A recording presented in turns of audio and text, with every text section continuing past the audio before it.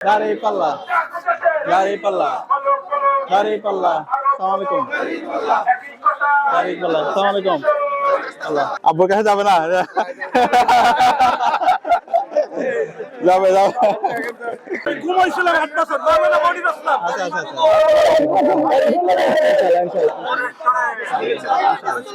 Dari Palla. Assalamualaikum. দাদা ভালো আছেন?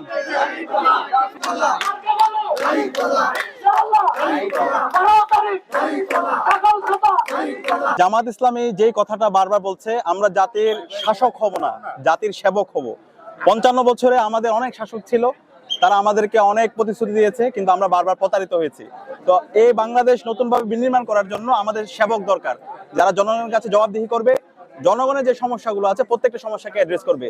তো সেই জায়গায় আমাদের ব্যারিস্টার আরমান ভাই, তিনি দীর্ঘদিন 9 বছর গুম অবস্থায় ছিল, তিনি আজকে জুলাই বিপ্লব পরবর্তী আমাদের মাঝে ফিরে এসেছেন এবং বিপ্লব পরবর্তী দেখিয়েছেন কিভাবে মানুষের জন্য কাজ করতে হয়, কিভাবে সবার পক্ষে কাজ করতে হয়। তো আমরা আশা করছি আরমান ভাই ব্যাপক ব্যবধানে ইনশাআল্লাহ বিজয় হয়ে আসবে। এক নির্বাচন থেকে পরবর্তী নির্বাচন পর্যন্ত এমপি সাহেবদের কাছে জবাব দিতে কোনো উপায় নেই। এই জন্য আমাদের সবার প্রথম ওয়াদা হচ্ছে প্রত্যেক 6 মাস পর পর সরকারি কত বরাদ্দ আসলো এবং সেই বরাদ্দ কোথায় ব্যয় হলো এটা আমরা জনসমক্ষে প্রকাশ করবো ইনশাআল্লাহ। এবং প্রত্যেক 6 মাস পর পর আমাদের গণশুনানি অনুষ্ঠিত করবো, জনসাধারণের জন্য সেটা উন্মুক্ত থাকবে। তারা এসে তাদের নির্বাচিত প্রতিনিধিকে প্রশ্ন করতে পারবেন, প্রতিদিন তাদের সকল প্রশ্নের উত্তর দেবেন ইনশাআল্লাহ। কেমন সাড়া পাচ্ছেন? ব্যাপক সাড়া পাচ্ছি আলহামদুলিল্লাহ। সবচাইতে বেশি সাড়া পাচ্ছি নারী ভোটারদের কাছ থেকে, আলহামদুলিল্লাহ। তারপর সাড়া পাচ্ছি পুরনো ভোটার যারা আগে কখনো ভোট দেয়নি, যারা জুলাই আন্দোলনের মাঠে ছিল, তারপর সাড়া পাচ্ছি খেটে খাওয়া শ্রমজীবী ভাই বোনদের কাছ থেকে। তাদের সবার বক্তব্য শুধু একটাই, তারা পরিবর্তন চান। তারা এই পেশি শক্তির ব্যবহার, কালো টাকার ব্যবহার, দুর্নীতি, চাঁদাবাজি, মাদকে হাঁপিয়ে উঠেছেন।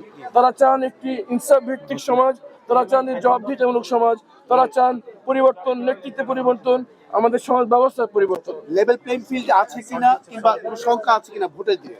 আমরা দেখতে পাচ্ছি যে প্রশাসনকে একদিকে ঝুঁকে পড়তে দেখছি। একই কারণে জামায়াত এবং বিভিন্ন স্বতন্ত্র প্রার্থীদেরকে আচরণবিধি লঙ্ঘনের জন্য তাদেরকে ফাইন করা হচ্ছে। আবার ওদিকে একটি বড় দল দেদার আচরণবিধি লঙ্ঘন করছেন, তাদের প্রতি কোনো ভ্রুক্ষেপ নেই। এই যে প্রশাসনের একদিকে ঢুকে পড়া, এটা খুব উদ্বেগজনক। আমরা আহ্বান জানাবো অন্তর্বর্তী সরকারকে অবিলম্বে তারা লেভেল প্লেইং এনশিওর করবেন, ভোটের দিন নিরাপত্তা নিশ্চিত করবেন, যাতে ভোটাররা নিরাপদে ঘর থেকে বেরিয়ে ভোট দিয়ে নিরাপদে আসতে পারে।